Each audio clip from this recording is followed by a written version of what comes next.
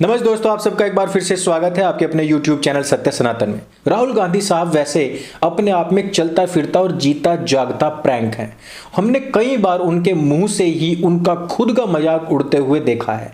वो नहीं कि जब वो संसद में खड़े होकर के कह रहे हैं कि जहां जो आप मुझे जिस नाम से पुकारते हैं हाँ मैं वही हूं, बल्कि उन्होंने इस बात को सिद्ध करने के लिए जी जान लगा दी है, एड़ी चोटी का जोर लगा दिया है।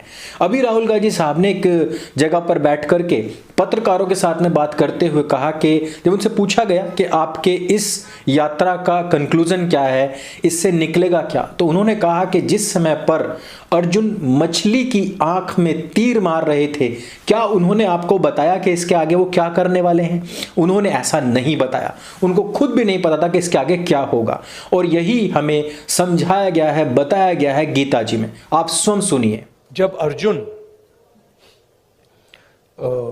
मछली की आंख में तीर मार रहा था तो उसने आपसे कहा, उसने कहा कि आंख में तीर मारने के बाद मैं क्या करूंगा? कहा था क्या? नहीं कहा था ना। उस कहानी का मतलब है वो गीता में भी है,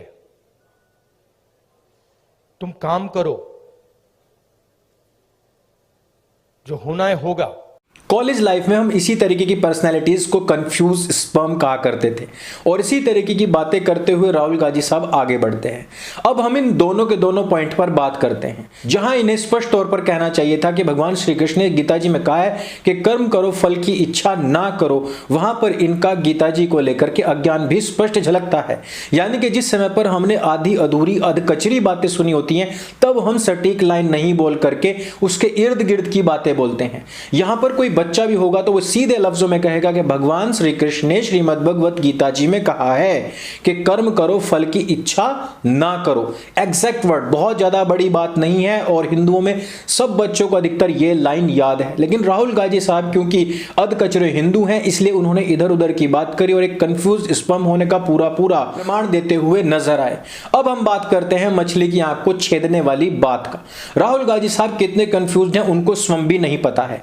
जिस समय पर चिड़िया की आंख को भेदने की बात आई थी, जब वो स्टूडेंट लाइफ में थे, उस समय पर उनको यह बताया गया था कि आप आंख को भेदो। किसकी? चिड़िया की। तब चिड़िया की आंख भेदने के बाद उन्होंने कहा था कि मुझे ना पत्ता दिख रहा था, ना पेड़ दिख रहा था, ना चिड़िया दिख रही थी, केवल और केवल आंख दिख रही थी। यहां पर उनको नहीं पता था कि आगे क्या होगा, केवल और केवल उनके फोकस के विषय में बात हो रही थी। लेकिन जहां पर मछली की बात आती है, मछली ऊपर घूम रही होती है, नीचे तेल के कढ़ाई में उसको देखते हुए, नीचे देखते हुए ऊपर तीर मारना था, और स्पष्ट था कि जो भी तेल के कढ़ाई में देखते हुए ऊपर तीर मार देगा, उसी के साथ में द्रौपदी जी का विवाह होगा। यह टास्क इस स्वयंवर की एक शर्त थी, और उसको अर्जुन ने जीत लिया था। यानी कि यहां पर राहुल गांधी साहब को स्वयं भी नहीं पता था कि अर्जुन को पता था कि इस मछली की आंख को भेदने के बाद में उनका विवाह होना है। इसी को कहते हैं अधकचरा ज्ञान। और नए नए बने हुए हिंदू जिनको यह भी नहीं पता होता है कि जनेऊ किस कंधे से किस कंधे की ओर जाता है। जिन जनेऊधारी कोर्ट के ऊपर जनेऊ धारण करने वाले राहुल गांधी साहब को अभी तक लोग ट्रोल कर रहे थे, उन्होंने क्या किया है? उन्होंने टी शर्ट के नीचे पहना एक गर्म इनर, और एक छोटे से बच्चे को ऊपर के पूरे वस्त्र उतार करके दाएं कंधे से लेकर के बाईं तरफ को जनेऊ डलवाया और उनको सड़क पर दौड़ाया। यानी कि एक छोटे से बच्चे के साथ में भी इतनी जुल्म, इतनी ज्यादतियां, और वो भी जनेऊ डलवाया तो उल्टा। और ये कह रहे हैं कि मुझे हिंदू धर्म के विषय में इतना ज्ञान हो गया है कि अब मैं गीता जी बांचने लग गया हूं। कोई भी दाढ़ी या सर के बाल बढ़ा करके संत नहीं बन जाता है, तपस्वी नहीं बन जाता है। तपो द्वंद्व सहनम, द्वंद्वों को सहन करना तप होता है। लेकिन यहां पर राहुल गांधी साहब का सबको स्पष्ट है कि उनको प्रधानमंत्री पद की रेस में सबसे आगे रहना है। राहुल गांधी साहब इस प्रकार का आडंबर और ढोंग कर रहे हैं, और वो दिखाने की कोशिश कर रहे हैं कि मैं जो भी कुछ कर रहा हूं निस्वार्थ भाव से कर रहा हूं और इसमें मेरा कुछ भी हित नहीं है। जबकि कांग्रेस के सभी नेता इस प्रकार की बयानबाजी ऑलरेडी कर चुके हैं कि वही अगले प्रधानमंत्री कैंडिडेट होंगे, और इसके लिए सभी क्षेत्रीय दलों को भी मनाया जा रहा है जो कि भाजपा के एंटी चुनाव लड़ते हैं। तो राहुल गांधी साहब को इस प्रकार का पाखंड करने की आवश्यकता क्यों पड़ी? राहुल गांधी इस प्रकार का पाखंड नहीं करेंगे तो उनकी तपस्विता धूमिल हो जाएगी। लेकिन इस तपस्विता का हम क्या करें हैं जो कि हमारे ही पुजारियों को गाली देते हैं। राहुल गांधी साहब का अगला वीडियो देखिए। ये कहते हैं कि मैं संत परंपरा और तप की और तपस्वियों की तो बहुत इज्जत करता हूं और हमारा यह समाज संतों और तपस्वियों का है, पुजारियों का नहीं। अब ये बताएं कि पुजारी होते कौन हैं? क्योंकि हम तपस्या की रिस्पेक्ट नहीं करते हैं, मैं करता हूं। तो ये चेंज लाना है। और ये देश तपस्वियों का है, ये देश पुजारियों का नहीं है, ये देश पुजारियों का नहीं है, ये देश पुजारियों का नहीं है। पुजारियों से घृणा होने का राहुल गांधी साहब का एक अलग मंतव्य भी हो सकता है। आपने देखा था कि जिस समय पर कांग्रेस और शिवसेना की सरकार महाराष्ट्र में थी, वहां रास्ते में पालघर नाम क्षेत्र में कुछ पुजारियों की पीट पीट करके हत्या कर दी गई थी, जिसका आरोप सीधे सीधे वेटिकन से जुड़े हुए लोगों और ईसाई मतांतरित लोगों के ऊपर इसका आरोप लगा था। यही नहीं, कांग्रेस के शासनकाल में काफी सारे पुजारियों की हत्या भी हुई थी। काफी सारे साधु संतों और मंदिरों में रहने वाले लोगों की हत्याएं हुई थी। पुजारियों से क्या समस्या हो सकती है वो आप और हम स्पष्ट तौर पर समझ सकते हैं, लेकिन साधु संतों और तपस्वियों को इन लोगों ने कितना बढ़ावा दिया है, क्या इसके विषय में कोई व्यक्ति कांग्रेस से पूछेगा?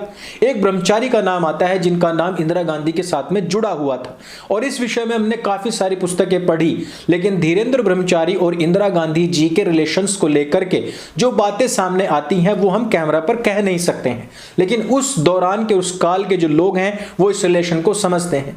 लेकिन धीरेन्द्र ब्रह्मचारी कितने बड़े तपस्वी थे या साधु संत थे वो हम और आप सभी जानते हैं। असल में राहुल गांधी साहब की पूरी जो समस्या है वो है हिंदू और हिंदुत्व के खिलाफ।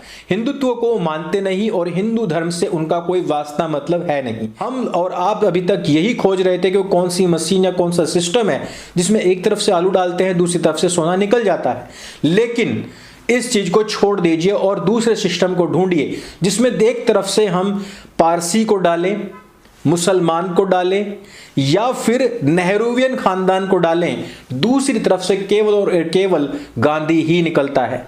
आपने उधर से पारसी डाला, फिर भी इधर से गांधी निकला, उधर से नेहरू डाला, तब भी इधर से गांधी ही निकला, और अभी हम देख रहे हैं कि वाड्रा खानदान की संतानें जब इधर से डाली गई तो इधर से वो भी गांधी होकर के ही निकल रही हैं।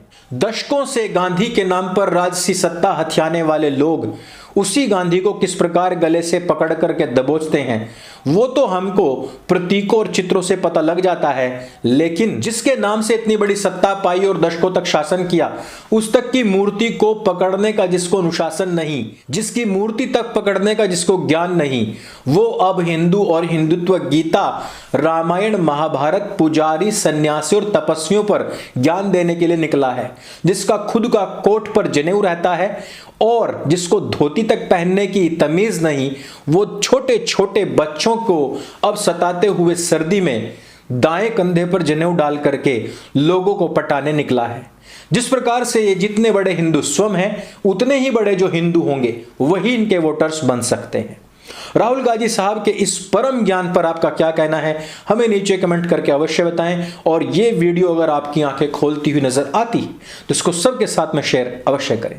सत्य सनातन आपका अपना प्लेटफॉर्म है, इसको स्वयं भी सब्सक्राइब करें और अपने मित्रों से भी करवाएं। मेरे संग बोले सत्य सनातन वैदिक धर्म की जय। जय हिंद, वंदे मातरम।